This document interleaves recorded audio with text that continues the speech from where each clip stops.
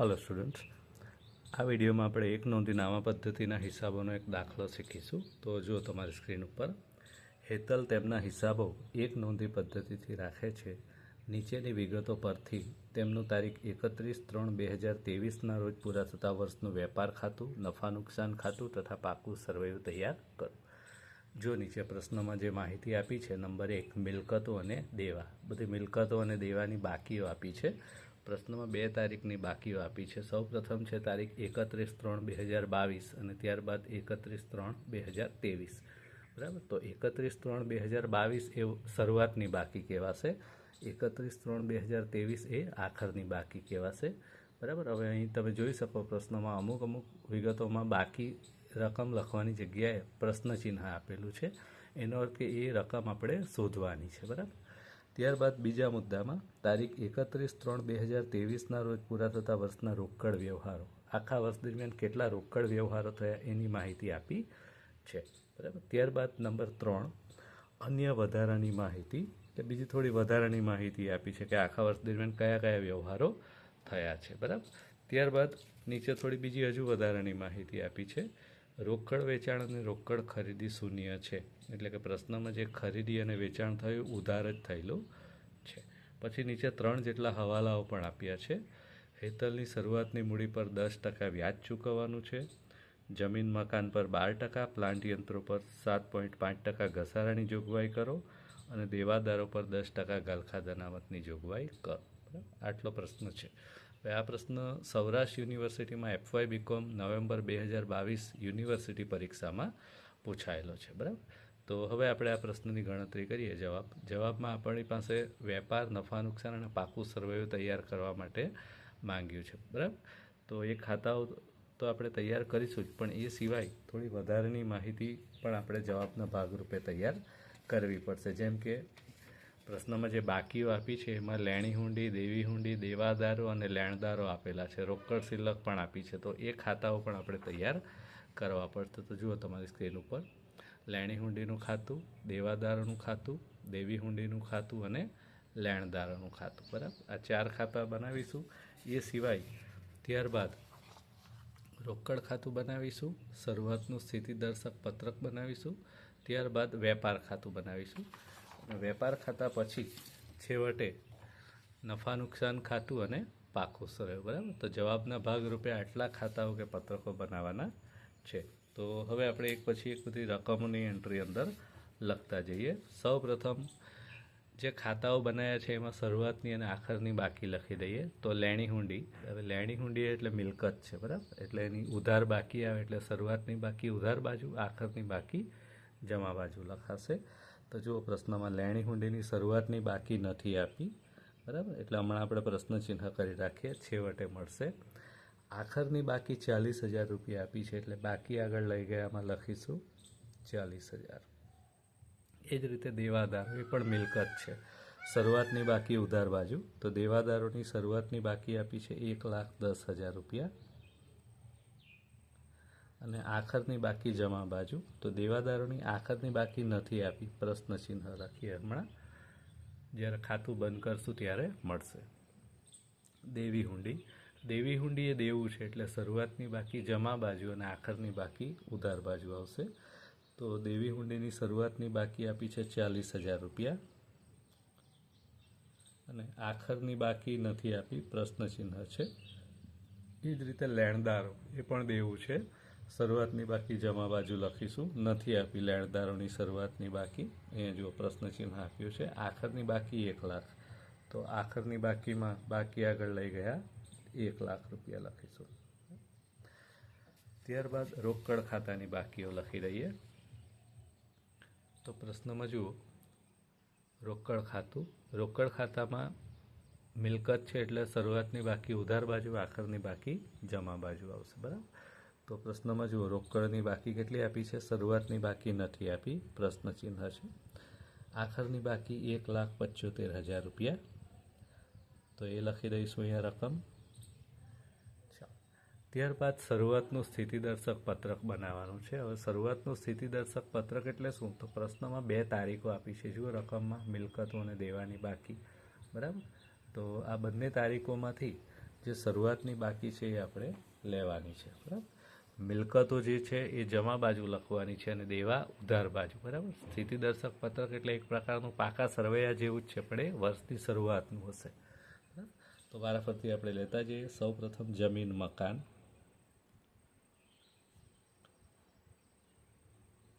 એની બાકી આપી છે 1,00,000 રૂપિયા. ત્યારબાદ પ્લાન્ટ યંત્રો, એ પણ મિલકત છે, મિલકત બાજુ લખીશું 1,20,000. રોકડ શિલ્લકની બાકી નથી આપી, તો આપણે હમણાં પેન્ડિંગ રાખીએ, પછી મળશે ત્યારે લખીશું. સ્ટોક 50,000.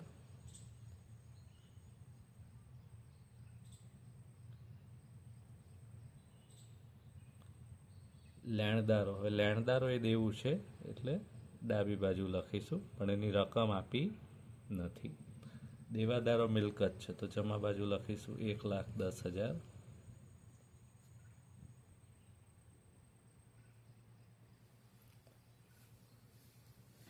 દેવી હુંડી એ દેવું છે, ડાબી બાજુ લખીશું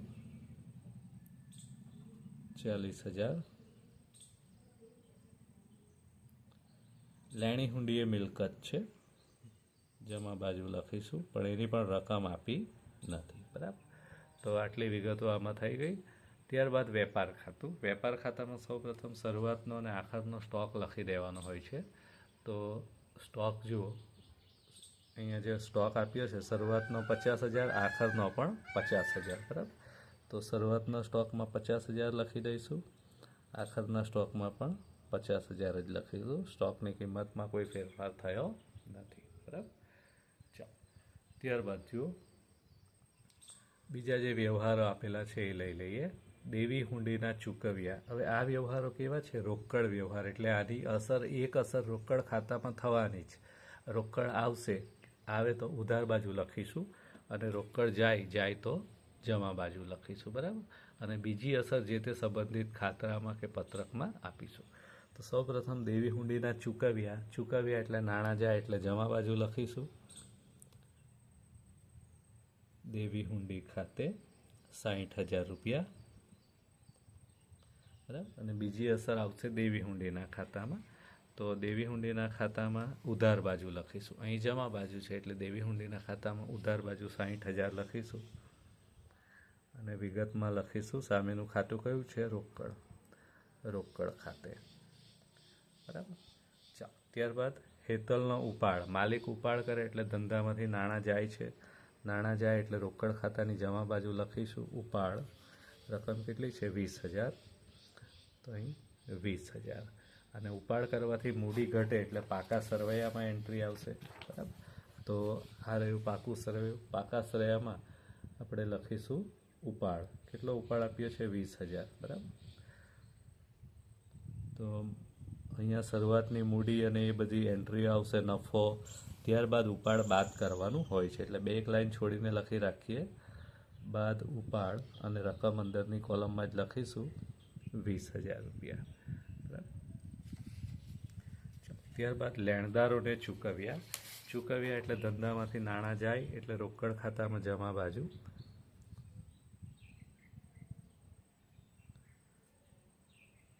લેણદારો ખાતે 1,50,000. અને બીજી અસર લેણદારોના ખાતામાં આવશે ઉધાર બાજુ. તો લેણદારોના ખાતામાં ઉધાર બાજુ લખો રોકડ ખાતે. પગાર ચૂકવ્યો 30,000. નાણાં જાય ધંધામાંથી એટલે રોકડ ખાતામાં જમા બાજુ લખીશું પગાર ખાતે 30,000. અને પગાર એ ખર્ચ છે એટલે એની બીજી અસર આવશે નફા નુકસાન ખાતામાં. તો નફા નુકસાન ખાતાની ઉધાર બાજુ લખીશું પગાર 30,000 રૂપિયા. ત્યારબાદ મજૂરી ચૂકવી 20,000 રૂપિયા. ધંધામાંથી નાણાં જાય એટલે રોકડ ખાતાની જમા બાજુ મજૂરી 20,000. અને મજૂરીની બીજી એન્ટ્રી વેપાર ખાતામાં આવશે, કારણ કે વેપાર ખાતાને લગતો ખર્ચ છે, બરાબર. તો વેપાર ખાતામાં લખીશું મજૂરી 20,000 રૂપિયા. ઓફિસના ખર્ચા ચૂકવ્યા 10,000. ધંધામાંથી નાણાં જાય એટલે રોકડ ખાતામાં જમા બાજુ લખીશું ઓફિસ ખર્ચ 10,000 અને ધંધાનો ખર્ચ છે એટલે એની બીજી અસર નફા નુકસાન ખાતાની ઉધાર બાજુ આવશે. તો નફા નુકસાન ખાતાની ઉધાર બાજુ લખીશું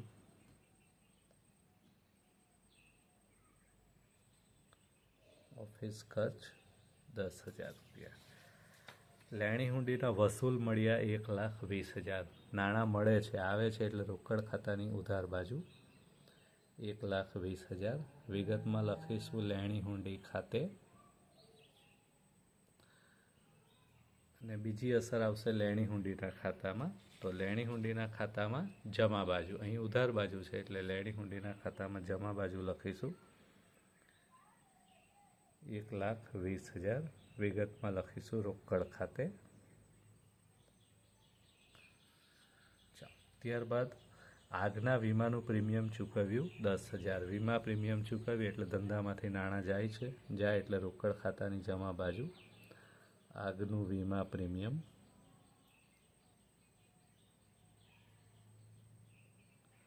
10,000 અને વીમા પ્રીમિયમ એ ધંધાનો ખર્ચ છે એટલે બીજી અસર આપણે આપીશું નફા નુકસાન ખાતાની ઉધાર બાજુ. તો નફા નુકસાન ખાતાની ઉધાર બાજુ લખીશું 10,000 રૂપિયા આગનું વીમા પ્રીમિયમ.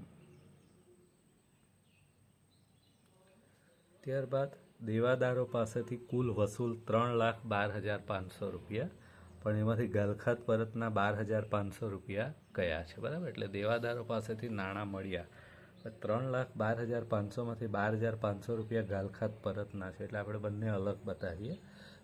તો 3,00,000 રૂપિયા અને બીજા છે 12,500 રૂપિયા. બરાબર, નાણાં આવે એટલે રોકડ ખાતાની ઉધાર બાજુ 3,00,000 રૂપિયા એમાં લખીશું દેવાદારો ખાતે.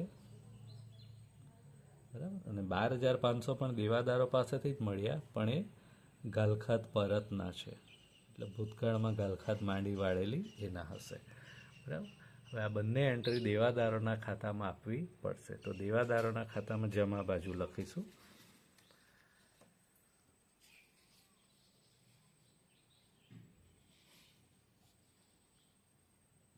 રોકડ ખાતે 3,00,000 અને ગાલખાત પરત ખાતે 12,500. આ રીતે દેવાદારો પાસેથી 3,12,500 રૂપિયા મળ્યા. બરાબર, ચાલો તો આ પણ વ્યવહારોની એન્ટ્રી થઈ ગઈ. ત્યારબાદ વધારાની માહિતી લઈશું. વધારાની માહિતીમાં જુઓ શું સૂચના આપી છે. ઉધાર વેચાણ આપ્યું છે 4,00,000 રૂપિયા. બરાબર, તો વેચાણ જે છે વેપાર ખાતામાં લખવાનું હોય છે.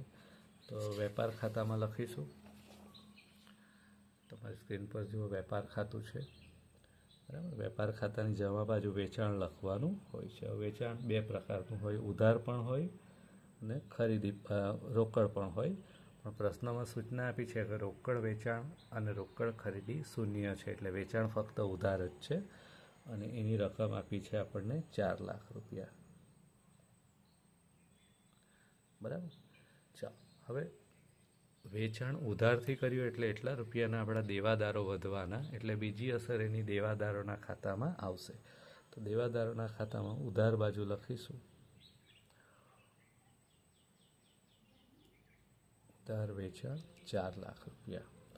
ત્યારબાદ ઉધાર ખરીદી 3,00,000 રૂપિયા. તો ખરીદીની એન્ટ્રી વેપાર ખાતામાં આવશે. તો વેપાર ખાતામાં લખીશું ખરીદી ઉધાર અને રકમ લખીશું 3,00,000 રૂપિયા. રોકડ ખરીદી નથી, પ્રશ્નમાં સૂચના આપી છે ફક્ત ઉધાર જ છે. બરાબર, અને ઉધાર ખરીદીની બીજી એન્ટ્રી આવશે લેણદારોના ખાતામાં, કારણ કે ખરીદી કરવાથી લેણદારો વધે છે. તો લેણદારોના ખાતામાં જમા બાજુ લખીશું ઉધાર ખરીદી 3,00,000 રૂપિયા. ચાલો તો ખરીદીની એન્ટ્રી થઈ ગઈ. મળેલ વટાવ 10,000 રૂપિયા. 10,000 રૂપિયા વટાવ મળ્યો એટલે આવક છે. આવક છે એટલે નફા નુકસાન ખાતામાં લખવાનું હોય. તો નફા નુકસાન ખાતાની જમા બાજુ લખીશું મળેલ વટાવ 10,000 રૂપિયા અને બીજી અસર લેણદારોના ખાતામાં આવશે, કારણ કે જ્યારે આપણે લેણદારોને નાણાં ચૂકવીએ ત્યારે વટાવ મળે છે. એટલે લેણદારોના ખાતામાં ઉધાર બાજુ લખીશું 10,000 રૂપિયા મળેલ વટાવ. ત્યારબાદ આપેલ વટાવ. આપેલ વટાવ એટલે નુકસાન છે, એટલે નફા નુકસાન ખાતાની ઉધાર બાજુ લખીશું 8,750 રૂપિયા. બરાબર. અને વટાવ કોને આપવામાં આવે? દેવાદારોને. એટલે બીજી અસર દેવાદારોના ખાતામાં આવશે. તો દેવાદારોના ખાતામાં જમા બાજુ લખીશું આપેલ વટાવ 8,750 રૂપિયા. ખરીદ પરત 8,750. ખરીદ પરત જે છે ખરીદીમાંથી માઇનસ થાય છે. બરાબર. 10,000 રૂપિયા. તો ખરીદીમાંથી માઇનસ કરીશું. તો વેપાર ખાતામાં ખરીદી લખી છે, એમાંથી ખરીદ પરત બાદ કરીશું 10,000 રૂપિયા. બરાબર. ખરીદીમાંથી ખરીદ પરત બાદ કરીએ તો ચોખ્ખી ખરીદી આપણે બહાર બતાવીશું 2,10,000 રૂપિયા. ખરીદ પરત જે છે એનાથી લેણદારો એટલા ઓછા થાય, કારણ કે લેણદારોને આપણે ખરીદેલો માલ પાછો મોકલીએ, એટલે લેણદારોના ખાતામાં 10,000 રૂપિયા બતાવવા પડશે. તો લેણદારોના ખાતામાં 10,000 રૂપિયા લખીશું ઉધાર બાજુ. વિગતમાં લખીશું ખરીદ પરત. પછી વેચાણ પરત 20,000 રૂપિયા. વેચાણમાંથી વેચાણ પરત બાદ કરવાનું હોય, તો વેપાર ખાતાની જમા બાજુ વેચાણ લખ્યું જ છે 4 લાખ, એમાંથી વેચાણ પરત 20,000 બાદ કરીશું એટલે ચોખ્ખી રકમ બહાર નીકળે 3,80,000. હવે આ વેચાણ પરતની બીજી અસર દેવાદારોના ખાતામાં આપવી પડશે, કારણ કે દેવાદારો પાસેથી વેચેલો માલ પાછો આવે, એટલે 20,000 રૂપિયા દેવાદારોના ખાતામાં લખીશું વેચાણ પરત 20,000. ત્યારબાદ મળેલ લેણી હુંડી 1 લાખ રૂપિયા. એટલે 1 લાખ રૂપિયાની હુંડીઓ મળી, તો લેણી હુંડીના ખાતામાં ઉધાર બાજુ. કેમ ઉધાર બાજુ? લેણી હુંડી આવે છે, આવે તો ઉધાર. ઉધાર બાજુ લખીશું મળેલ લેણી હુંડી. હવે લેણી હુંડી કોની પાસેથી આપણને મળે? દેવાદારો પાસેથી. એટલે બ્રેકેટમાં લખીશું દેવાદારો ખાતે 1 લાખ. અને એની બીજી અસર દેવાદારોના ખાતામાં આપવી પડશે. તો દેવાદારોના ખાતામાં 1 લાખ રૂપિયાની અસર આપણે આપીશું.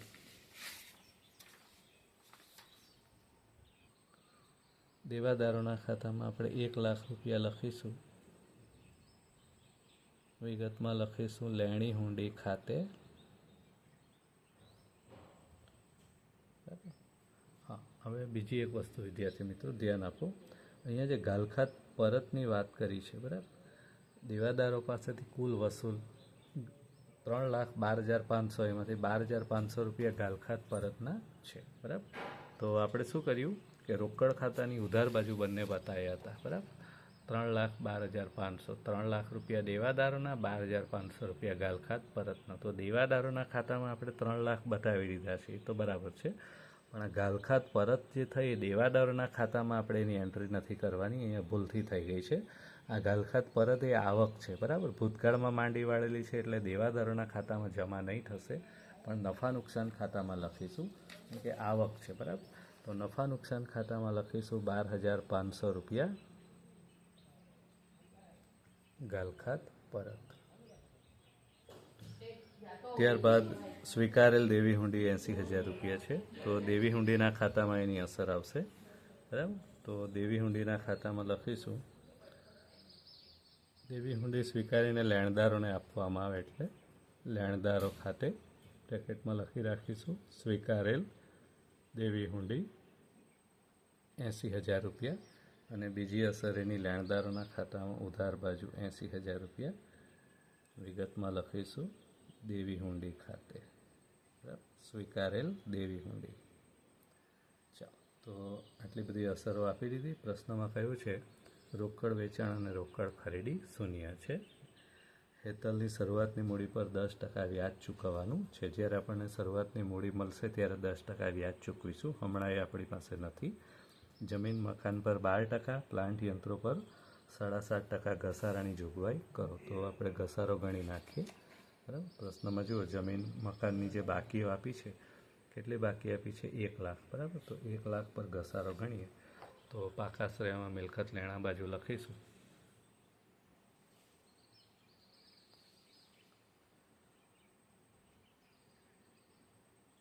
જમીન મકાન 1 લાખ બાદ ઘસારો કેટલા ટકા કયો છે? 12%. બરાબર. તો 1 લાખ પર 12% એટલે 12,000 રૂપિયા ઘસારો થશે, એટલે એની બાકી નીકળશે 88,000 રૂપિયા. બરાબર. ત્યારબાદ બીજું શાના પર ઘસારો ગણવા કયો છે? પ્લાન્ટ યંત્રો.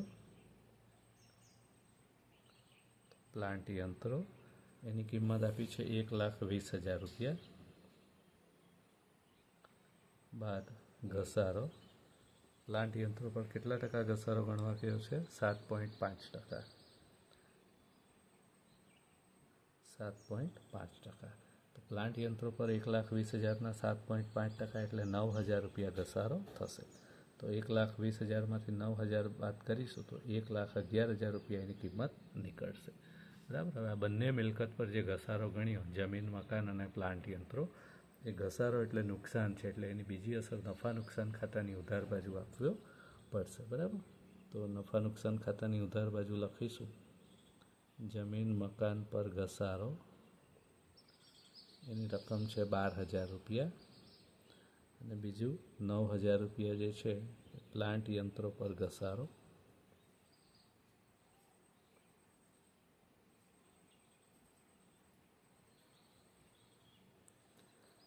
ત્યારબાદ દેવાદારો પર 10% ગાલખાદ અનામતની જોગવાઈ કરો એવું કહ્યું છે. બરાબર.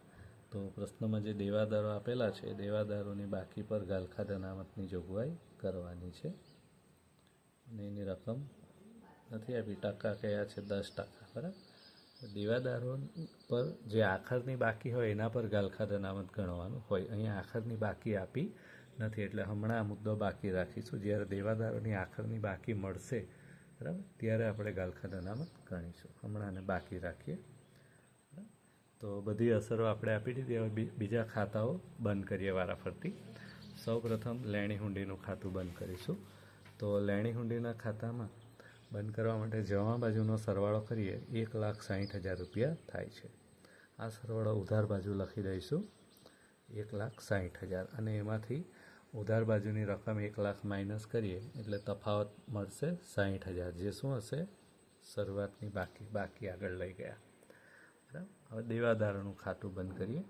તો દેવાદારોના ખાતામાં સરવાળો કરતી વખતે જમા બાજુનો સરવાળો વધી જાય છે, ઉધાર બાજુનો 5,10,000, એ આપણે જમા બાજુ લખી દઈશું 5,10,000, અને એમાંથી આ બધી રકમો માઇનસ કરીએ તો તફાવતની રકમ આવશે 81,250 રૂપિયા. બરાબર. આ બાકી નીકળે છે. અહીંયા બાકી આ નીકળી, અહીંયા આ રકમ મળે છે 81,250. એ જ રીતે હવે દેવી હુંડી ખાતું અને લેણદારોનું ખાતું બંધ કરીએ. તો દેવી હુંડીનું ખાતુંમાં જુઓ, સરવાળો જમા બાજુનો વધે છે 1,20,000, એ જ સરવાળો ઉધાર બાજુ લખી દઈશું, અને એમાંથી તફાવતની રકમ માઇનસ કરીએ રોકડની તો તફાવતની રકમ મળશે 60,000 રૂપિયા. લેણદારોનું ખાતું ક્લોઝ કરીએ. તો લેણદારોના ખાતામાં ઉધાર બાજુનો સરવાળો વધે છે 3,50,000 રૂપિયા, એ જમા બાજુ લખી દઈશું 3,50,000, અને એમાંથી ઉધાર બાજુની રકમ માઇનસ કરીએ તો તફાવતની રકમ 50,000 રૂપિયા મળે છે લેણદારોની શરૂઆતની બાકી. બરાબર. ચાલો, હવે આપણે શરૂઆતનું સ્થિતિદર્શક પત્રક જે બનાવ્યું હતું એની અંદર આ શરૂઆતની બાકીઓ લખવાની બાકી રહી છે.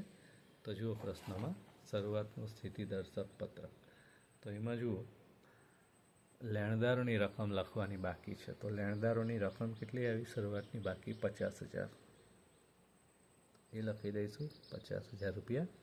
ત્યારબાદ લેણી હુંડીની પણ બાકી નથી આપી, તો લેણી હુંડીની બાકી આપણે શોધી હમણાં જ 60,000 રૂપિયા. તો લેણી હુંડીની રકમ લખીશું 60,000 રૂપિયા. હવે બાકી રહી રોકડ શિલ્લક. તો રોકડ ખાતું બંધ કરીએ તો આપણને રોકડ શિલ્લક પણ મળશે. બરાબર. તો જુઓ અહીંયા રોકડ ખાતું. હવે રોકડ ખાતું આપણે ક્લોઝ કરીશું. તો રોકડ ખાતામાં સરવાળો કરીએ તો જમા બાજુનો સરવાળો વધે છે,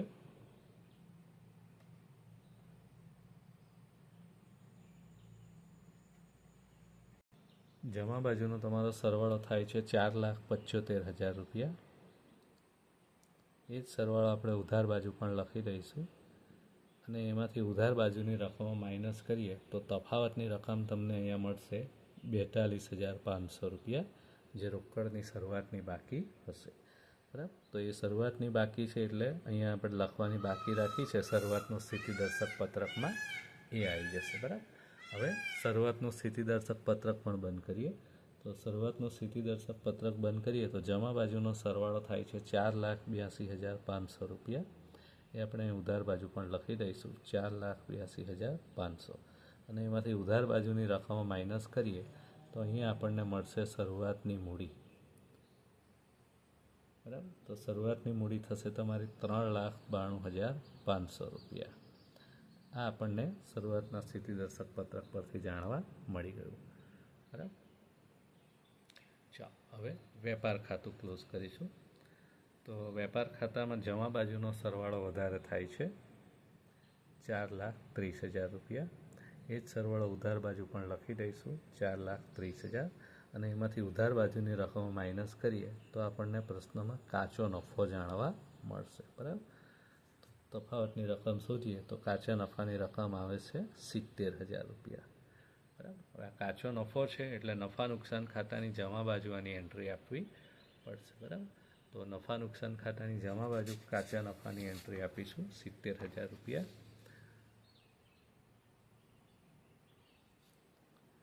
કાચો નફો ક્યાંથી લાયા? વેપાર ખાતેથી. બરાબર, ચાલો હવે શરૂઆતની મૂડી જે આપણે શોધી, બરાબર, 3,92,500 પાકા શ્રેયમાં બતાવવાની છે. તો પાકા શ્રેયમાં જે આપણે શરૂઆતની મૂડી લખવાની છે અહીં લખી દઈશું 3,92,500 રૂપિયા. એના પર એક હવાલો હતો, એની અસર આપણે આપવાની બાકી રાખી છે. જુઓ, પહેલો હવાલો, શરૂઆતની મૂડી પર 10% વ્યાજ ચૂકવવાનું છે. બરાબર, તો જે શરૂઆતની મૂડી આવી એના પર વ્યાજ ગણીશું. મૂડી પર વ્યાજ કેટલું વ્યાજ ગણવા કહ્યું છે? 10%. તો આના 10% કરીએ તો 39,250 રૂપિયા થશે. બરાબર, મૂડી પર વ્યાજ એ ધંધા માટે નુકસાન છે એટલે એની બીજી અસર નફા નુકસાન ખાતાની ઉધાર બાજુ. મૂડી પર વ્યાજ 39,250 રૂપિયા. બરાબર, હવે પાકા શ્રેયમાં જુઓ, દેવાદારો પર ગાલખા અનામત લખવાની બાકી રાખી છે કારણ કે દેવાદારોની આખરની બાકી આપણી પાસે હતી નહીં, પણ આપણે દેવાદારોનું ખાતું બનાવીને બાકી શોધી નાખી. કેટલા છે? 81,250. તો દેવાદારોની બાકી લખીશું 81,250 રૂપિયા. હવે એના પર ગાલખા અનામત રાખવાની છે 10% પ્રમાણે 8,125.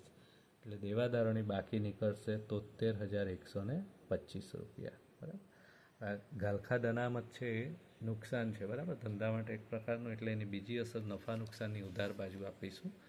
તો નફા નુકસાનની ઉધાર બાજુ લખીશું 8,125 રૂપિયા ગાલખાદ અનામત નવી અથવા તો હવાલાની. બરાબર,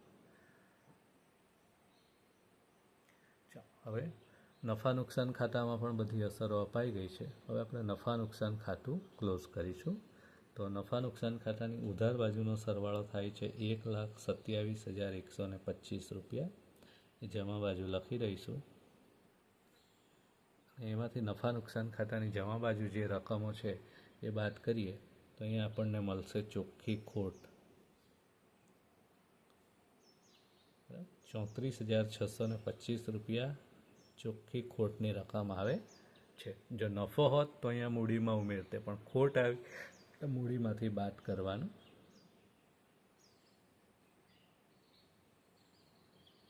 ₹34,625. ચાલો હવે અંતમાં પાકું સરવૈયું બંધ કરવાનું છે. તો પાકા સરવૈયામાં સૌ પ્રથમ શરૂઆતની મૂડી અને મૂડીનું વ્યાજ આ બંનેનો સરવાળો કરીશું. 4,31,750 રૂપિયા. એમાંથી ઉપાડ અને ચોખ્ખી ખોટ માઇનસ કરીશું તો બાકીની રકમ જે છે 3,77,125 રૂપિયા આવશે. હવે પાકું સરવૈયું પણ ક્લોઝ કરવાનું છે, પણ પાકું સરવૈયું ક્લોઝ કરતાં પહેલાં જે વિગતો શરૂઆતના સ્થિતિદર્શક પત્રકમાં છે એ બધી આવી ગઈ છે કે કેમ તે ચેક કરીશું. બરાબર, તો તમારું શરૂઆતનું સ્થિતિદર્શક પત્રક જુઓ આ રહ્યું. બરાબર, તો એમાં જુઓ જમીન મકાન આપણે લખી દીધું છે, બરાબર. પ્લાન્ટ યંત્રો એ પણ લખાઈ ગયું છે. રોકડ શિલ્લક એ બાકી છે, તો લખીશું રોકડ શિલ્લક. કઈ લખવાની રકમ રોકડ શિલ્લકની આખરની બાકી, બરાબર. તો રોકડ ખાતું આપણે ક્લોઝ કર્યું, આખરની બાકી કેટલી છે? 1,75,000. આખરની બાકી લખીશું 1,75,000, બરાબર. ચાલો, ત્યારબાદ સ્ટોક, આખરનો સ્ટોક લખાશે. સ્ટોકની રકમ કેટલી છે એ જોવી પડશે. તો પ્રશ્નમાં જુઓ, સ્ટોકની રકમ શરૂઆતની પણ 50,000 છે, આખરની પણ 50,000 જ છે, એટલે આખર સ્ટોકની રકમ આવશે 50,000. ત્યારબાદ દેવાદારો આપણે લખી નાખ્યા છે. લેણી હુંડી બાકી છે, તો લખીશું લેણી હુંડી. એની પણ રકમ આખરની લખવાની, આ રકમ શરૂઆતની છે એ લેવાની નથી. તો લેણી હુંડીની આખરની રકમ કેટલી છે? તો પ્રશ્નમાં જુઓ, આખરની લેણી હુંડી કેટલી છે? 40,000. તો લેણી હુંડીની બાકી લખીશું 40,000, બરાબર. હવે દેવા બાજુ, તો સૌપ્રથમ લેણદારો, તો લેણદારો લખવાના બાકી છે. લેણદારો, લેણદારોની કઈ બાકી લખવાની? આખરની બાકી લખવાની. અહીં જે આપી છે એ શરૂઆતની છે, એ લેવાની નથી. તો પ્રશ્નમાં જુઓ, લેણદારો, લેણદારોની આખરની બાકી કેટલી આપી છે? 1,00,000 રૂપિયા. તો લેણદારોમાં લખીશું 1,00,000 રૂપિયા. ત્યારબાદ દેવી હુંડી, દેવી હુંડીની પણ આ રકમ નથી લેવાની, આખરની બાકી લેવાની છે. તો આખરની બાકી જુઓ, પ્રશ્નમાં આપી નથી, બરાબર. અહીં ક્વેશ્ચન માર્ક છે, પણ આપણે દેવી હુંડીનું ખાતું બનાવીને આખરની બાકી શોધી હતી. તો જુઓ, દેવી હુંડીનું ખાતું, આખરની બાકી કેટલી છે? 60,000. તો આપણે લખીશું 60,000, બરાબર. અને શરૂઆતની મૂડી એ તો આપણે પહેલાં જ લખી દીધી છે, એટલે હવે પાકાશ્રયમાં કંઈ લખવાનું બાકી રહેતું નથી. હવે પાકાશ્રયનો બંને બાજુનો સરવાળો કરીએ તો મૂડી દેવા બાજુનો સરવાળો થાય છે 5,37,125, અને મિલકત બાજુનો પણ સરવાળો એટલો જ થઈ રહે છે 5,37,125 રૂપિયા, બરાબર. તો આ રીતે આપણો પ્રશ્ન અહીંયા પૂરો થાય છે.